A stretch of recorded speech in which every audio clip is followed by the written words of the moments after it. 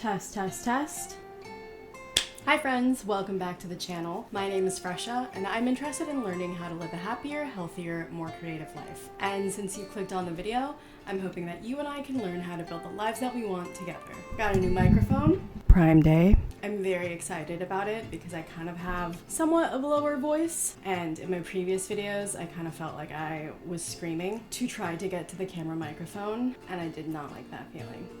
So we're gonna test this out. Hopefully I'm doing it correctly. Hopefully I'm recording. All right, today we have a favorites video. It's been a while since we've done one, but I've said it before and I'll say it a million times. I love a favorites video, particularly when they're not product focused. I mean, I do love learning what products people have, what they spend their hard-earned money on, but I also love hearing what movies people are watching, what books they're reading, what podcasts they're listening to, just to paint like a general sense of what a season in someone's life is looking like. So without further ado, let's head into the video. All right, first favorite. So there exists somewhere on my computer or some external hard drive somewhere, footage from an old favorites video that just never made it up. And this first favorite was at the top of that list as one of my all-time favorites. It wasn't like a monthly one or a seasonal one, but just something that I've loved for a really long time. And this is Texts from Cory Muscara. If you're not familiar with Cory Muscara, he is a former Buddhist monk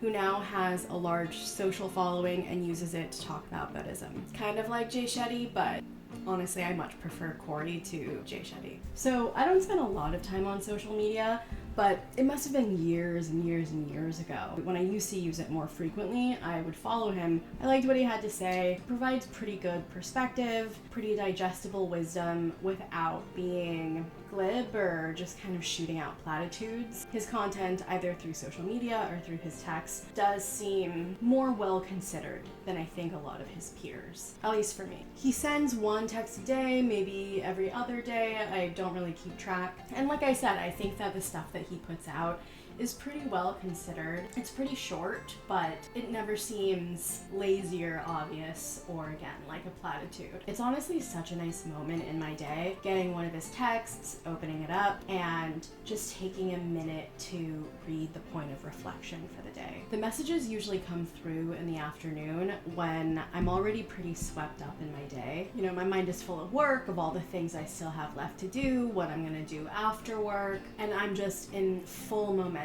of the day's tasks and plans. And then these texts come, and it's just a moment of stillness and pause. It's such a small but impactful moment that comes through at the height of the day and reminds me to come back to myself. And on particularly busy days, it feels like a little gift to myself. Let's read some examples. All right, what have been the most recent ones from him? When we try to be present, we activate our striving mind. When we relax into presence, we activate our non-striving self, softening into what's true. Perspective shift. Maybe life doesn't give you what you ask for, but rather the people, places, and situations that help you develop what you asked for. Stillness gives space for the soul to speak. Fear comes from our resistance to what it says. Don't worry so much about finding a purpose. Just keep showing up with sincerity, curiosity, and presence. A purposeful life emerges from there. Not bad. For some of you, it might sound like platitude, but I mean, platitudes are platitudes for a reason, right? Like, there's a grain of truth to them, and I think that it's good for us to be reminded of ancient truths when we're caught up in the minutia of day-to-day life.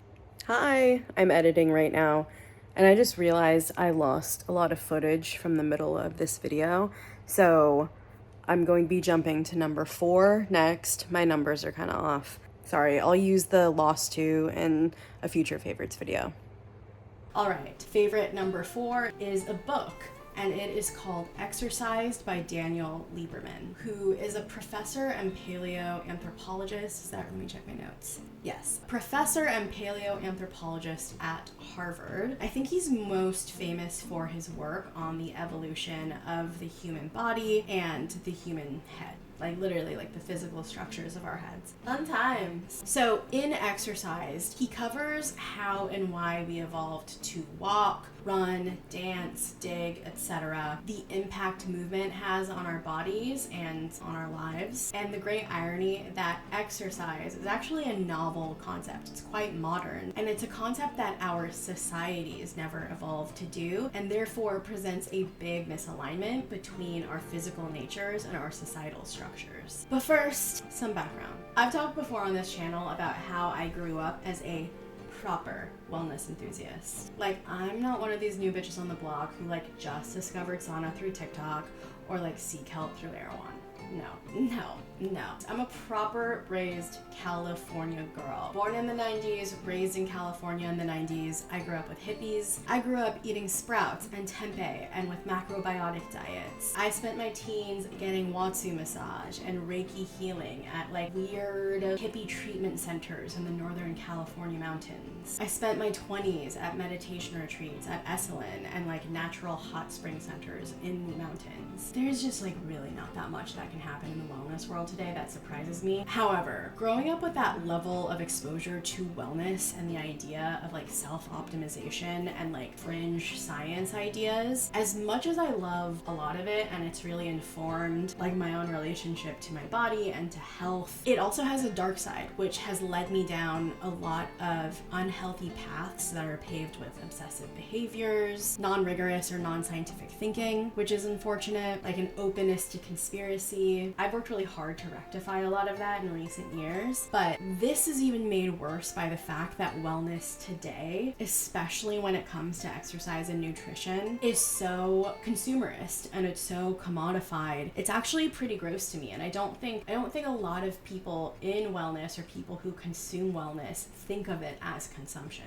I've had to do a lot of work in my relationship to health and wellness and to get it to a point where it feels good to me again and it feels like mine. And a big part of that for me is actually avoiding the product side of wellness and avoiding the non-science parts. However, it is a first love. Like, I do love healthy foods. I love moving my body. I love understanding like what our body needs and why. And so I do continue to love learning about our bodies and how they work. But you do not have to swipe or click that far into the internet to find some woefully unqualified person spouting off their goddamn mouths about something they do not know about. And just like the oversaturation of just shitty health and wellness content on the internet makes me particularly grateful for books like Exercise and researchers like Daniel Lieberman. It really takes a fascinating and helpful topic, how and why the body evolved to move the way that it does and why we need to keep moving it, and breaks it down into a clear, easy to understand, non-alarmist way. It debunks a lot of myths and highlights the importance of exercise without hitting the panic button in our minds in the way that most online content about exercise does. It's well written, it's honestly pretty funny at some points, and it's just a good read. So if you're someone who likes learning about exercise, who likes learning about your body, who likes wellness but hates the way that it's represented and talked about in like 99.9999999% of content online, I think it could be a really good book for you to check out. What the freaking heck? So anyone who knows me knows I go on a park walk every goddamn day. Weather permitting, I'm out there. I'm listening to my podcasts, I'm listening to my audiobooks, I'm taking in the sights, I'm watching all the park goers. You'll find me out there. And now that it's summer, it means my walks are extra long, they're extra juicy and delicious and sunny. Like, incredibly sunny. What might you even say too sunny? Which I love. Don't get me wrong, I'm an island-born, California-bred girl. I love me some sun, I love me some vitamin D. Get this girl some vitamin D, you know what I'm saying? But I'm also very vain, and I want to protect my skin at all costs. So I've taken to slathering myself in sunscreen every day before I leave for my walk. Of course I do on my face. I do that every day, even if I'm inside, but my body needs some love too. And I have been absolutely loving the Supergoop body sunscreen. It's so nice and big. I don't have to be stingy with it. That's the big thing with body sunscreen, is like you want a big enough container where you are not like, you know what I mean? Like you need to be like, it's got a pump for easy application, and for a body sunscreen, it's fairly quick drying, which is what I need. Because most days, by the end of the workday, I am like a dog or a toddler who has been stuck inside all day and is just screaming to get out. I don't have time to sit around and like wait for my sunscreen to dry. No, it's like I'm closing my laptop, I'm putting my hat on, I'm putting my sunscreen on, and I'm heading out. The sunscreen better be dry on my hands before I touch that doorknob. You know, most of the time people, myself included, refer to self-care as something that is indulgent or relaxing, but even something as simple and practical as this feels like self-care to me. Like, it's such a delicious feeling, slathering your body in sunscreen, just knowing you're protecting your skin and taking care of yourself. So if you're looking for a good body sunscreen, check it out. Or if you have other sunscreen recs, because I'm new to this category, okay? I grew up as like a copper tone girl, but it's been a while. It's been a while since I've used a body sunscreen so enthusiastically. So drop your recs below. If you don't have any and are looking for one, I would check out the Supergoop. Oh my god, I just had a heart attack. I thought I wasn't recording. Scary. I forgot what number we're on. Doesn't matter, because we are on the final favorite of this video. So, I am not that much of a fantasy or sci-fi girl.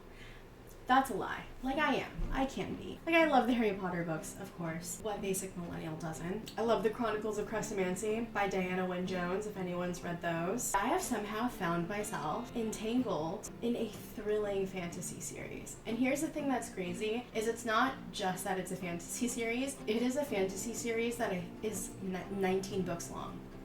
And it's not just 19 books long. Each of these books is like 600 to 1,000 pages long. I'm on book 4. Like, I just started reading these books like a month ago. And I'm on book 4. I'm reading them on my Kindle, so I haven't been tracking how many pages I've read. But I think the first book was maybe like 400 pages. And then books 2 and 3 were like 700 pages. I'm now on book 4, which I think is 800 pages. I've read thousands of pages just in this world in a month. I got so excited describing this, I haven't even told you what it's called. It's called the Realm of the Elderlings series. It's like I'm so fully dedicated to this series. I'm reading all 19 books by the end of the year. I don't care if I have to stop dating. I don't care if I lose my job. No, I'm just kidding. But it's really fascinating because the 19 books in this series are broken up into trilogies. And I think some are maybe 4 books, some are maybe 2 books. Oh my goodness. The book kicks off with a trilogy called, I think it's called like the Royal Assassin trilogy. And you meet a really important character who I think is woven throughout the book, the 19 books. But you meet him as like a 6-year-old. You follow his story for the first 3 books, which I'm done with that trilogy.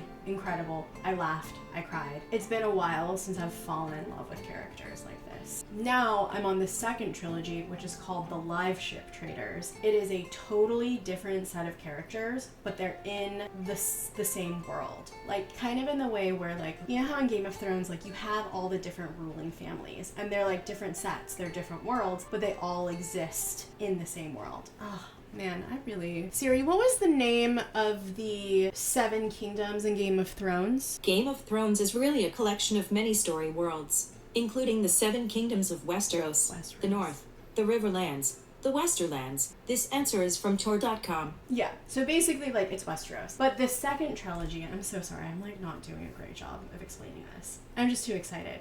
But the second trilogy, The Live Ship Traders, is like in a kingdom to the south. It takes place a couple of years after the first trilogy. And so I think over the 19 books, it spans maybe like 20 something years. And again, you see, once you get past the first 2 trilogies, the limited research I've done online, because I didn't want any spoilers, the limited research I've done online says that you start to see the same characters weave throughout the later trilogies. And so, yeah, new cast of characters, also important. Of course, you know, it's a fantasy series, so magic exists in these worlds. But what's really interesting, at least in the 2 trilogies I've read so far, is that either like different types of magic exist, or they're like described or regarded differently by people in these different kingdoms. So yeah, I'm on the second trilogy now. It's so good. I said earlier, like, it's been a while since I've gotten attached to characters like this. And it is feeling like really nostalgic for me, but also at the same time like invigorating and enlivening. Like I feel kind of like a teenager again in some ways, because if people will remember, I think this is right, the Harry Potter books used to come out in the summers, or maybe it was like a series of them that came out in the summer. But I remember going with my best friends to Target or Walmart or wherever we bought the Harry Potter books, like the day they were released, the days that they were released. We would like sprint towards the entrance, and our parents would be behind us like, don't run in the parking lot, and we'd be like running to the entrance to go grab the Harry Potter book. And then we would have a sleepover, like they'd stay at my house for the weekend, and we would literally just like sit and read the Harry Potter books together. I'm not reading this series with anyone, but I feel the same way where when I get off of work and then I go on my walk and then I come home and cook dinner, I like really look forward to diving back into this world and reading it. And I really look forward to having long, uninterrupted stretches during the weekend to just like immerse myself in this world. I think for the past several years, I've really been in this rut where I'm only reading nonfiction. Like I had been reading kind of like, again, health or wellness books, or like business books, or things that were like very of this world. And while I enjoy them and that's great, I just didn't have a very balanced reading diet. It just feels so good to have a world to like dive into. I had forgotten what it felt like, how relaxing it is to have that. Because when you are reading a lot of nonfiction, you are presumably reading that to like apply to your own life, right? And it is very like tactical and it's very practical. And so you're reading this and you're thinking, okay, how can I apply this in my own life? But when you're reading fantasy, so much of what you're learning from these characters and these worlds and these storylines it's philosophical, right? It's like abstract, it's value-based. You're watching characters move through space and make decisions. It just enables you to kind of like zoom out on the characters by a couple concentric circles, a couple degrees. And I think when you do that, you can kind of do that on your own life as well. For anyone who has read the Realm of the Elderlings series, I would love to hear what you think, but also please do not spoil anything for me because I will be devastated. If you are at all interested in reading a fantasy series, I would really recommend checking it out.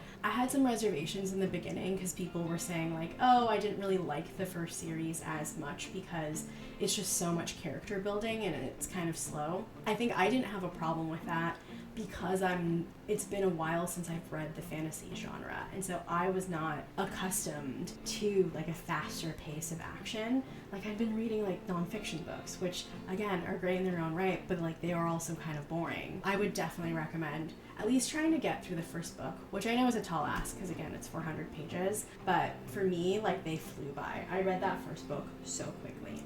Alright, that's all we have for today. As always, thank you so much for watching. I hope you found this video helpful. If you did, please make sure to like and subscribe. I'd love to hear from you guys, things you are currently watching or reading or listening to or just loving. Thank you so much for watching, and I'll catch you in the next one. Bye!